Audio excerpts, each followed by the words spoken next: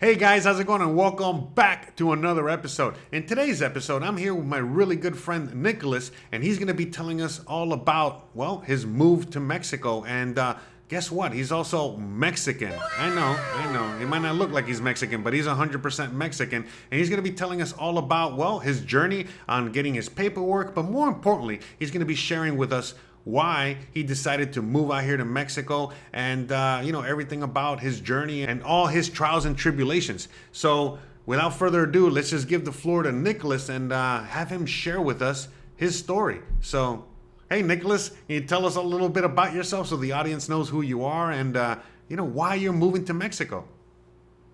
For sure. Thanks, Jose. So I'm Nicholas. I was born here in Mexico. My parents were missionaries for 6 years, and during that time in the early 90s, I was born, and I have an adopted brother who's full-blood Mexican, who was also born here, and we grew up together. And basically, long story short, what I didn't know about my Mexican citizen process was that if you're born here, you're automatically a Mexican citizen. So we'll get more into those details later, but basically my mom found my Mexican birth certificate in December, just like a month and a half ago or so at this point. And having that Mexican birth certificate is really what allowed me to finally start taking the steps that I needed to take to come down here and just set the ball in motion for making a move down here. Right now, we are basically on a scouting trip to see what location might work well for the whole family. I'm looking at moving myself, my mom, and my partner. And basically, in the United States, things have just been getting harder and harder on a lot of levels, and I really have felt called to expand my horizons. Come down here and tap into more of my Mexican heritage. My mom's getting older, and the cost of her health care and all of those costs in the United States are just almost pretty much not feasible. And it's one of those things where it's like, okay, she probably needs to make a move, and she speaks fluent Spanish already. She's a Latina at heart. I could benefit from a move because I've just been feeling less and less aligned with the USA, and quite honestly, I'm trying to start a business, and I'm working with clients on the side, and it's just getting harder and harder to keep up. And by moving down here to Mexico, I'll be able to take the financial pressure off myself so that I can spend more time doing the work that I really care about with this business that I'm creating. And that's a really important thing for me. And of course, my partner, she's on board. She is a massage therapist, and so she's already been taking steps to get her massage license basically apostilled, and then you can transfer it down to Mexico, and massage therapists make pretty good money in Mexico. So we're all on board, and right now we're just doing this scouting trip to see what might be a good fit in terms of a location. And honestly, I really wanted to come to Merida. That was my first pick, partly because I've been watching the Jose Arteaga channel, and I'm a big fan of that channel, and he totally sold me on Merida. But given that my mom is now a part of this picture, we ended up coming to Lake Chapala first, which is in Guadalajara. It's in the state of Jalisco, south of Guadalajara, and it has a better climate in terms of more temperate weather. It's not quite as hot. It's actually not. It's not nearly as hot, and because it can get kind of hot by the coast, from what I've gathered. So Yeah, that's where we're at right now. I'm a musician too, and I make music. I work in therapeutic sound. So I'm ideally looking for somewhere that's got kind of a healing arts culture and a good music culture. And we'll be going to Puerto Escondido here at the end of the week to check out that area. And it's looking promising in terms of having some of the things that maybe I'm more interested in. So yeah, that's basically why I decided to come down here. Like, just being stressed constantly in the US. Also, the town, like, I love Mexican food. Mexican food is the love of my life. And the town I live in Colorado, has no Mexican restaurant. I have to drive an hour to get to a Mexican restaurant, Bruh. which is, I can't even believe that that's real. Yeah, so like the main thing that I wanted to share on this channel, and some information that I would have found helpful in the process of just trying to figure out what I needed to do to claim my citizenship, in air quotes.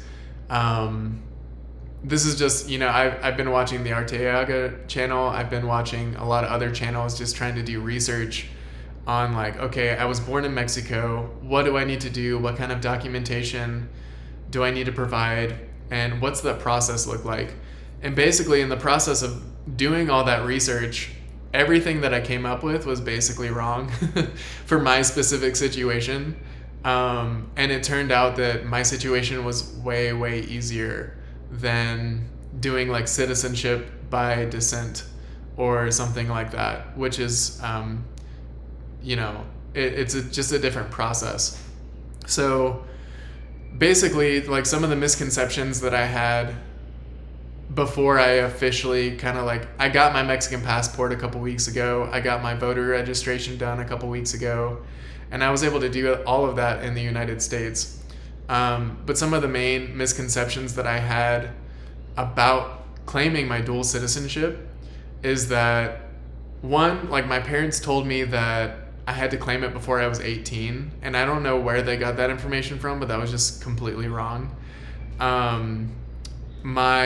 I thought that I had to actually come down here to Mexico. Like, I know you can do stuff at the consulates in the United States, and that's what I ended up doing.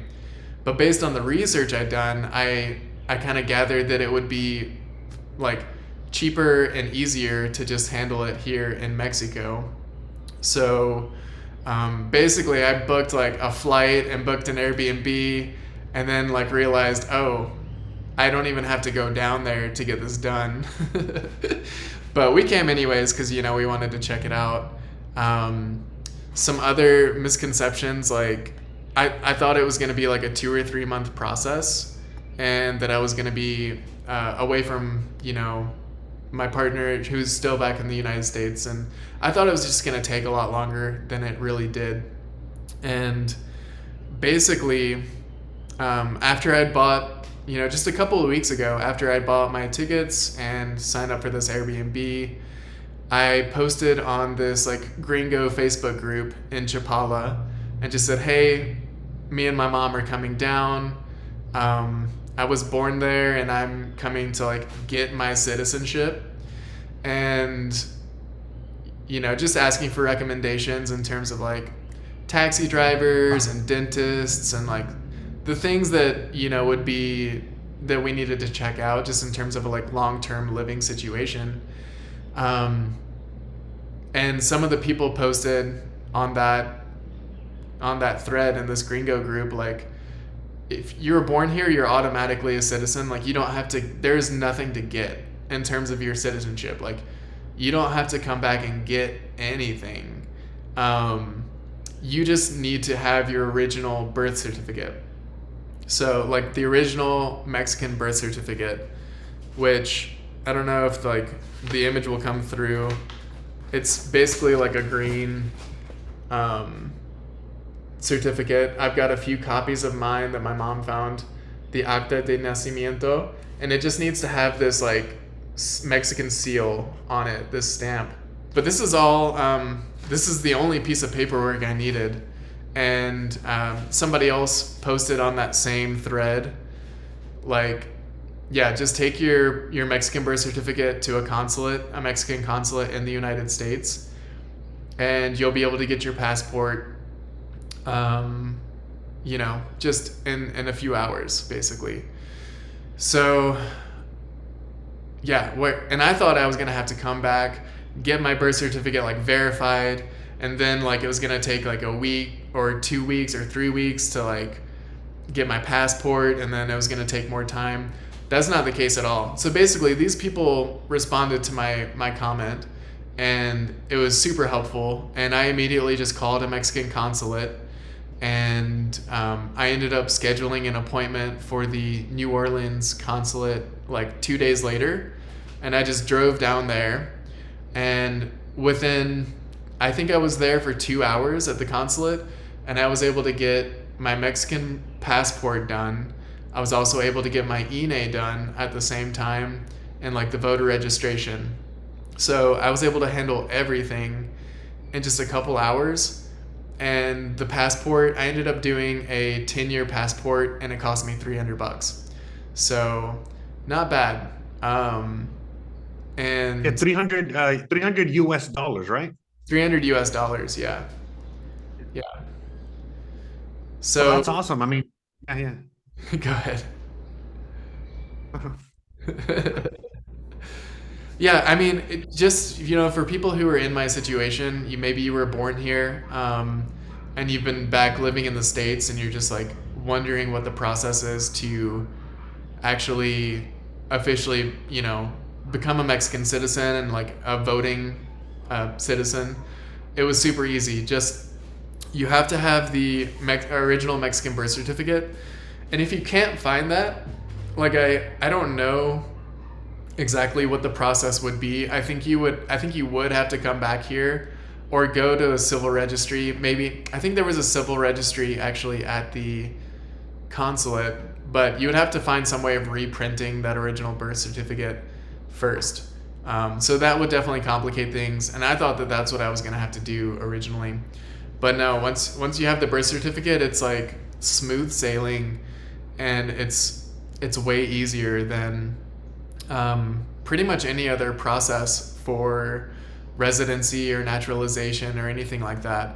And one thing I want to add is that if you're born in Mexico and your parents aren't Mexicans, like my parents were Americans, though they are automatically granted permanent residency for having a child in Mexico.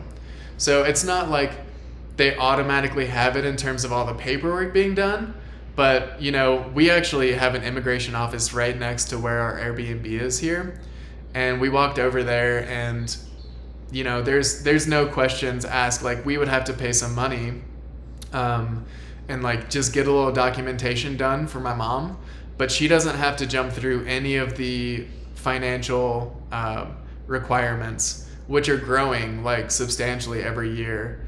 So she doesn't have to do any of that stuff. If she wants to become a permanent resident, I just have to do a little bit more paperwork here and pay like, I think it's like 6,000 pesos. But anyways, all that to say, like, if you are thinking of having a child, or you already are like expecting, and you want to come to Mexico and have that baby, like that baby will automatically have Mexican citizenship. You will automatically have permanent residency, given a little bit of paperwork, and that just is going to increase your options. And that's, I think, a really important thing in today's world, to just have options, even if you don't want to fully like live in Mexico full time. Just having that option if things go south wherever you are, it's I think it's invaluable, to be honest. I think it's invaluable, and it opens up a lot of other doors too for just travel to different countries. So yeah, that's basically Yeah, you make a great point, man, because again, it's like, things that I talk about on this channel a lot as you touched on, it's getting increasingly difficult, to qualify for residency, just the traditional way, which a lot of people have done for the longest time, which is go to the consulate and, have the financial documentation and, all this stuff that just keeps getting more and more difficult. But again, that's an amazing option in which, again, you just have your kid in Mexico. The kid is already automatically a citizen, like in your case. And then the parents, they're automatically, permanent residents. They just got to do the paperwork. Again, that's just one of the options. Again, we talk about also as, the RNE program, which again, all you got to do is live in Mexico on a tourist visa. And eventually, you qualify as well, without any financial requirements. So, there's many, many options. And again, we'll link the videos at the end of this one because, this, in case, for example, your parents are Mexican, but you were born in the USA. Well, that's another situation. So, there's a lot of situations. But at the end of the day, it's not as hard as a lot of people think it is. And this is a great way. And again, like you said, have another passport. Because again, you never know how things can get. You don't know, in today's world, this is getting crazier out there each and every day. So this is a way that, even the poor man can get another passport, and another, just a regular man, your everyday person, can have an overseas, bank account, and I can go on and on. There's so many benefits to, having residency, having citizenship in another country. I mean, I myself am, looking forward to, very soon getting my own citizenship out here, and yeah, it's awesome. So, with that being said, well, you're basically, moving out here to Mexico. You want to start your life out here in Mexico. You seem like a young buck. You're into music. You do a lot of the similar things like I did, which is, video editing, all the things that you do. So, if you don't mind sharing with us a little bit about that, because, I was looking at, your YouTube page and things like that. You seem like a really cool, interesting dude. And, I'm sure a lot of people in the audience would, like to know a little bit about that as well. Totally. So yeah, I have a background in music and, songwriting, guitar playing, music production. I have music out on Spotify. My artist name is Nicholas Penn. And yeah, at this point, during the pandemic, I learned how to mix and master my own music. So a lot of the stuff that you'll find on my Spotify is stuff that I've done the entire production process all the way through. But in the process of learning all the skills to basically be an independent artist in today's world, all the marketing skills, all the website development, all of the advertising skills, all of the organizing skills, all of the video editing and production and audio production, all of those skills also translate for me into my client work, and that's what I do on the side, basically to keep myself above water while I build my business and just do what I love. So I run a couple of YouTube channels in the sound healing space. There's a company called HemiSync that has been super awesome. I've been working with them for not quite a year now. Before that, I was running Sounds True, a YouTube channel for a company called Sounds True in the spiritual education space. And I'm also doing just a little bit of work for the Globe Sound Healing Institute YouTube channel. And I do Spotify, I do a Shopify website builds and different, I'm kind of a jack of all trades, digital marketing person. And that's kind of, that's part of what is allowing me to even make this transition in the first place, because I can continue to do that work remotely. And yeah, I have my own, so outside of music, basically I've worked in the wellness space for most of my career, even when it's not music, but I've done a lot of work overlapping music and wellness and just bringing those two spheres together. And I ended up getting certified as a sound healer in 2022 through the Globe Sound Healing Institute.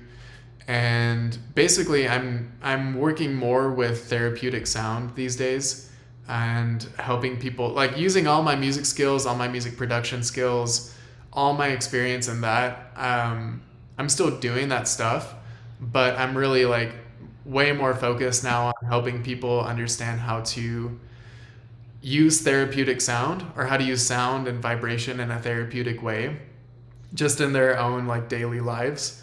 And that's like my new main focus. And I'm really more in the education side of that. I feel really passionate about teaching a man to fish rather than, like I'm not one of those dudes who's like sitting in front of crystal bowls, like dressed in white, like doing sound baths and things like that. That's not me. Like I would rather teach people what we all like, the things that we can do on our own that are really, in my mind, like the most important things, for like the daily use when we're stressed out, and you know things like that. So my website is 111soundhealing.com, and I have a bunch of free resources, and I have a YouTube channel also, that's like if you're looking at a clock and it says 111, like it's that 1:11 sound healing, and there's a bunch of information on there as well.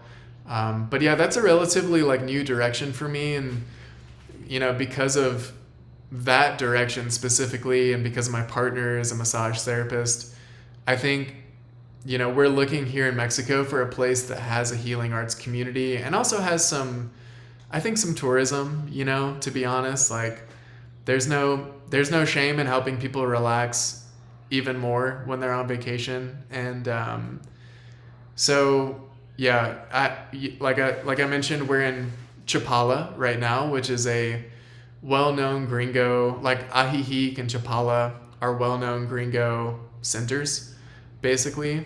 Ajijic more than Chapala. Ajijic is like Gringo Village, I think I heard it called. And there's actually tons of Canadians over there. Chapala is more just traditional Mexican town with mostly Mexican tourists who are coming here. But yeah, we were checking out this area, and I think it's great for retirees, which there are a lot of retirees here. But for me, I think it's missing that healing arts culture, and that I don't see the potential for me to like really grow my business here. At least not in the way that I kind of envision it. But it would be perfect for my mom, for example. There's a lot of really good hospitals around here. Also, I don't know if I mentioned this, but my mom's like she can walk, but she can't walk very well, and she can't walk very far. And so a place like Ajijic is actually not handicap accessible at all. It's like very rough cobblestones, almost like walking on a mountain trail. The sidewalks are super uneven, and it's really like not handicap accessible at all. Chapala is way more flat and has way flatter sidewalks and just better for that kind of thing. So I'll just mention that for anybody who's like thinking about coming down here, and like mobility is like an issue for you. It's something that we're definitely having to consider here, and Ajijic would never work for my mom because of mobility. And it's just super rough. Like I almost tripped and fell a couple times, So, and that was without any tequila. But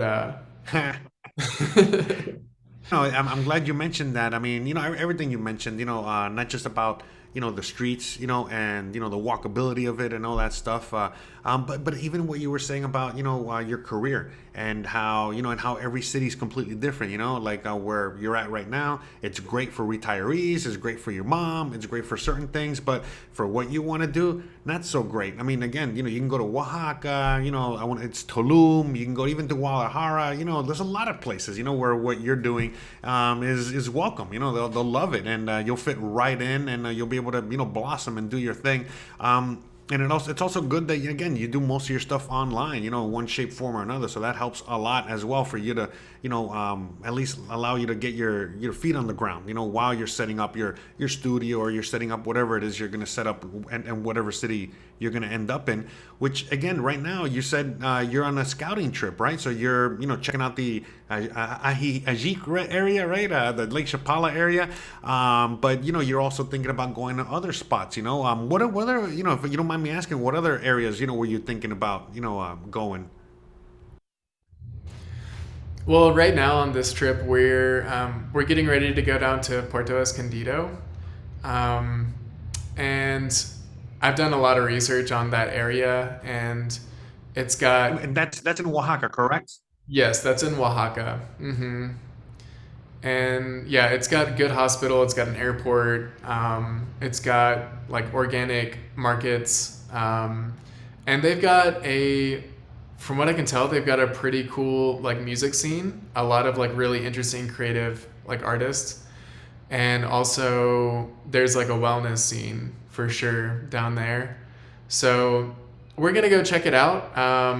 Also, there's surfing, which I've wanted to learn to surf for a long time. Um, so we're gonna be there for 2 weeks, and the other places on the list, like Merida, is definitely a place we're gonna come check out at some point. I was hoping to do that on this trip, but I think we're gonna have to go back to the U.S. first, and I'll have to come back down here, um, you know, whenever I can in a few months or whatever, and check out Merida. Um, I think for like what I have to, I think for my career, like a place like Tulum might be okay. But again, I'm not really as interested in like, I don't know, I could do retreats and things like that. I could definitely jump in on a retreat, like a yoga retreat or something, and um, do a workshop for an afternoon. But yeah, I'm not as interested in like sound baths and like one-on-one sessions and things like that. Yeah, it's funny. Yeah, Tulum has lost a lot of his luster, for a lot of reasons, and but yeah, just the reason I was asking you about where you were considering is just again to like let the audience know that Mexico's a huge country, and there's it's very very different in every area you go to, just like in the USA. You know what I mean? You can't compare Florida to Seattle to California to Denver, to New York to Chicago. Same thing with Oaxaca, Michoacan, Baja California, Tulum is its own world out there. And in fact, it's a lot of people always say, yeah, the people in Tulum are called Tuluminatis, so. Bruh. But yeah, at the end of the day, Oaxaca is like a really really good spot, especially for the things that you're doing, and there's a bunch of other spots. I mean, you know better than other people about what you're looking for. But yeah, at the end of the day, it's a huge area. You know what I mean? It's a huge country. I mean, with a lot of varied places. There's even snow covered mountains. If that's what you're up to. If that's what you want. But what else? Well, yeah. So what else do you want to share with us? I'm sorry if I interrupted. I know I can't help myself sometimes. No, it's great. That's for sure. Like it's a big place, and there's definitely a lot to explore.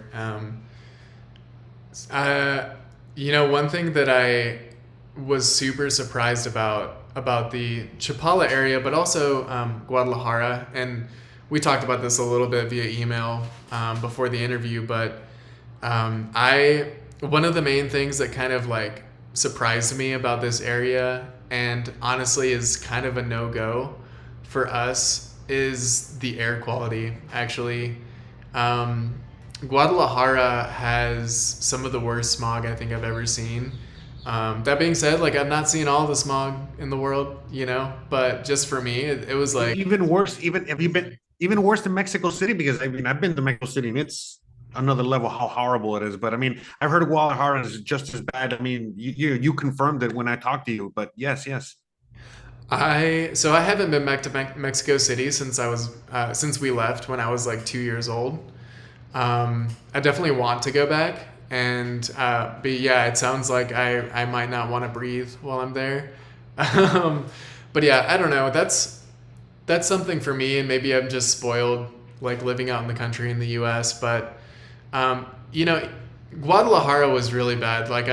You could just see yourself driving into these like yellowish clouds and you could just see it sitting over top of the city, and it's just really sad, like that so many people are living with that on a daily basis. But like when we left Guadalajara, and headed back to Chapala. Like I felt like I could finally breathe again.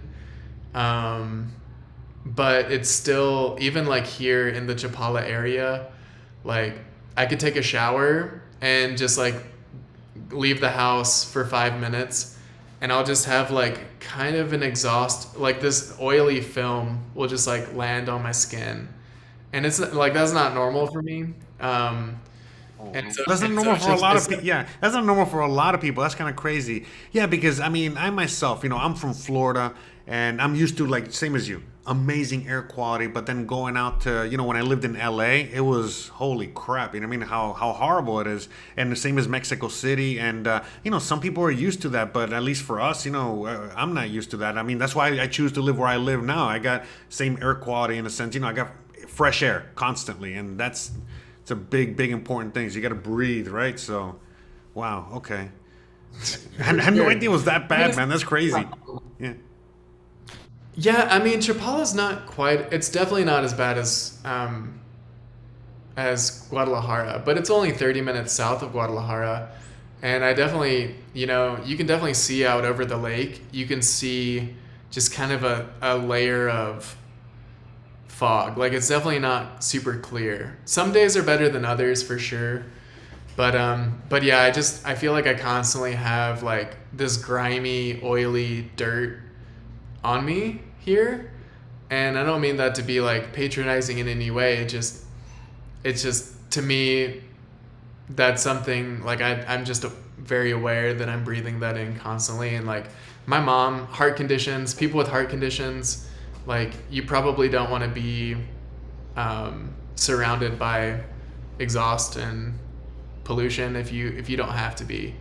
Um, and you can't swim in the lake in Chapala either. Like there's apparently like a lot of industrial pollution upstream for the rivers that flow in, and yeah, they definitely recommend not swimming in the lake, which is kind of a bummer because it's a lake, but you know, it's just one of those things. That it surprised me, and like I said, I'm not trying to be condescending in any way, and I'm lots of people manage just fine, but it was one of those things for us where it was like, okay, I don't know if I could do this like long term. Couple weeks, like okay, but I don't know if I could do it long term. So we're heading down to the beach, hoping to get a bit of a different experience there. But yeah. Yeah, but that's like a very important thing because it's like look, same thing happened to me when I went to LA. It was hard at first, but then I just got used to it. But it was just like a constant reminder because it's like every single day I would just go outside, go to my car, and you could just like put your finger, over the car, on the windshield, whatever, and it was just black. You know what I mean? It was just smog. Well, it wasn't smog. It was brake dust. From all the cars. All the braking. From all the cars, and that's like LA is clean now compared to what it used to be. Back in the '90s. And then when I went to Mexico City, it was interesting as hell because it was just again. I didn't feel like it was a lot of traffic, or compared to like some places in the USA. I know there's a lot of traffic, a lot of pollution, but it was just there. The breathing was difficult. You know what I mean? I know it's higher up in the mountains, but still, you know what I mean? Like it's that combined with the pollution, and that's for a lot of people. If you have what is it, health conditions, health situation, it's not going to be good, and if you don't, it'll probably give you one. So in one shape, form or another, it's not good. I do know when I went to Oaxaca, it was awesome. It was clear. I'm sure when Oaxaca City, when you go down to Puerto Escondido, I haven't been out there yet, but again, it's even cleaner. Because you're right on the ocean, and there's no what is it there's not as much pollution. There's not as much what is it, like action going on out there as there is in Guadalajara, which is I think the second biggest city in Mexico. Right next to Mexico City. Yep. So Mhm. Yeah, the air quality is actually the main reason my parents left Mexico City back in like 1992. And my mom did have subsequent like long-term health problems because of with her lungs and stuff. She developed asthma and whatnot while she was there, and yeah, so definitely something to consider. It's yes, quite yes. it's quite different. The But it is what it is. Yeah, yeah. I mean, Vida you got to loca. take the good with the bad. I mean, again, a lot of people complain about where I live. It's extremely hot and so on and so forth. Remember, no place is perfect. You know what I mean? Like, it doesn't matter where you go on Earth. There's always going to be the positives and the negatives, and then you got to make that decision for yourself. That's why I keep telling everyone in the audience. They have to figure out what they want and what they're willing to put up with, and so on and so forth. And for example, right now with the whole pollution thing, that's something that a lot of people in the audience probably have no idea about, and it's a very, very important thing, because again, if you just make the move blindly and just go out there, and then all of a sudden that's when you find out about the pollution, it's a little too late. Then same thing about again, coming out to Merida, the Yucatan, and then finding out that it gets to like 110 degrees in the summer. I mean, for me it's great, it's a perfect beach weather, but for some people that are coming from the mountains or Canada or whatever, no way, no way, Jose, they definitely can't handle it. So yeah, it's all kinds of things. It's not just about like the cost of living. It's just like the quality of life. You know what I mean? And what is important to you. Everyone is completely different. And a lot of people have to take all those things into consideration. Which again, sometimes it baffles my mind that people don't even look at the obvious, some of these things. But yes, I really appreciate you sharing the whole pollution thing and the air quality thing, because this is a major thing. Because I remember when we were talking through email, I'm going to go visit Guadalajara in a few months, how you mentioned that, like basically I think in, what is it, April when I'm going? I forgot. I think it's in April when I'm going, that, yeah, the air quality, you know what I mean, is no bueno, you know what I mean? That's like the worst, right? Or something like that. But, all right, enough about the air, enough about the pollution. What else would you like to share with the audience, besides, everything you've shared so far?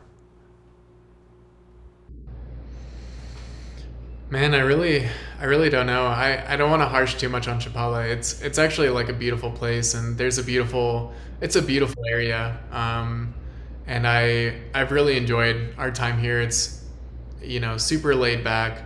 I feel very safe here.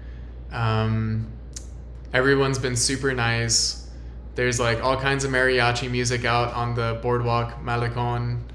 Um, and yeah, overall, like it's totally been a great place to hang out. And yeah, I don't know. I've had like the best tamales of my life, you know? um, Yeah, yeah. but Yeah, yeah, yeah, that's totally great. I mean, go ahead. no, no, no. Go ahead, go ahead. Sorry, sorry.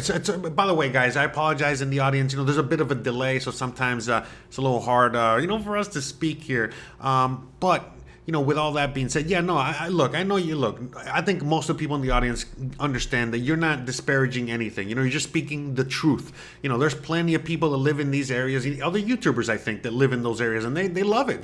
They got no problem with any of that stuff.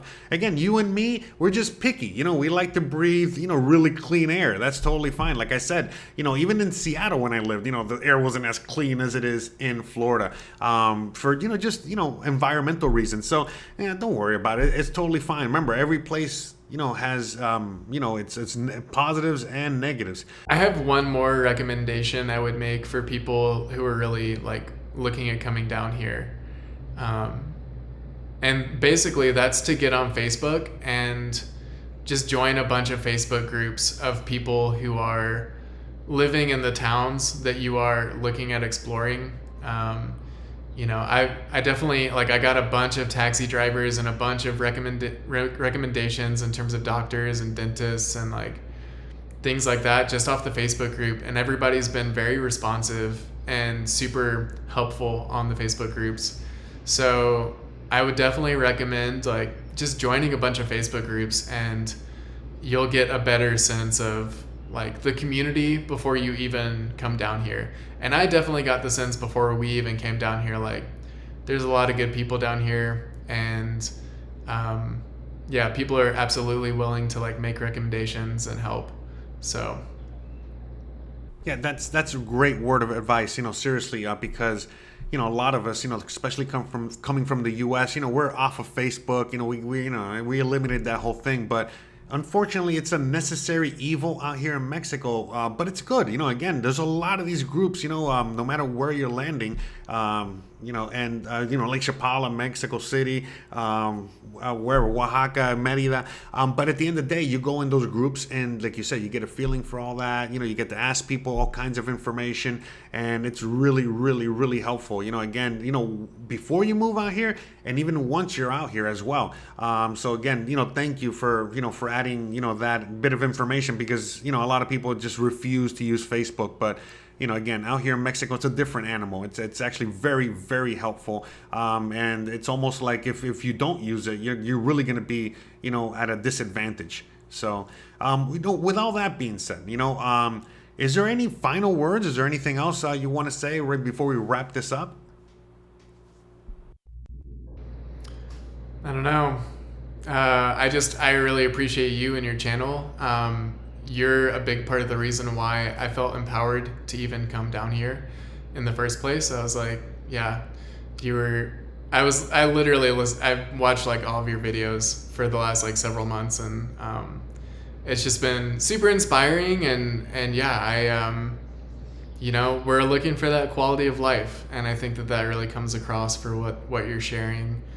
And I 100% see how there is a big quality of life gap that could be kind of filled in by coming down here, for the right person with the right situation, for sure. Oh, that's awesome, man. I really appreciate the kind words. Thank you so much. Because I'm glad that I'm able to help so many people out there. Like, look, just same thing that you're doing, with what you do for a living, how you're basically empowering people and showing them how they can, again, take full control of their lives, and in one shape, form, or another. And that's all I'm trying to do. I'm just, even by interviewing you, and no matter what it is I do, that's all I'm trying to do. I'm just trying to give people as much information as possible, free information as possible, so then they can help themselves. It's as simple as that, because, at the end of the day, if you can't help yourself, no one can help you. So you gotta, be able to take it upon yourself, and that's the thing. So I really appreciate you as well. I appreciate your time. I appreciate your candor. I appreciate you wanting to share your story, and share your journey, and share everything that you did with us, today. I know a lot of people in the audience are going to find it extremely useful and extremely helpful. And again, all the luck to you, brother. I hope you, land in the perfect spot, out there in Mexico, wherever it is. It might be Puerto Escondido. And if it is, I'm going to go visit you once you set up, okay? It gives me a great reason to go out there, and, you can teach me how to surf, once you learn how to surf. So, so I'm looking forward to that. And so, guys, with all that being said, you already know the deal. Thanks again for watching. Don't forget to please like, please subscribe, please share, please hit the bell icon, but more importantly, stay awesome. And before I let you guys go, again, please go check out his channel, check out all his information. I'm going to provide all the links down below. And thanks again for watching, guys. We'll see you on the next one. Bye, guys.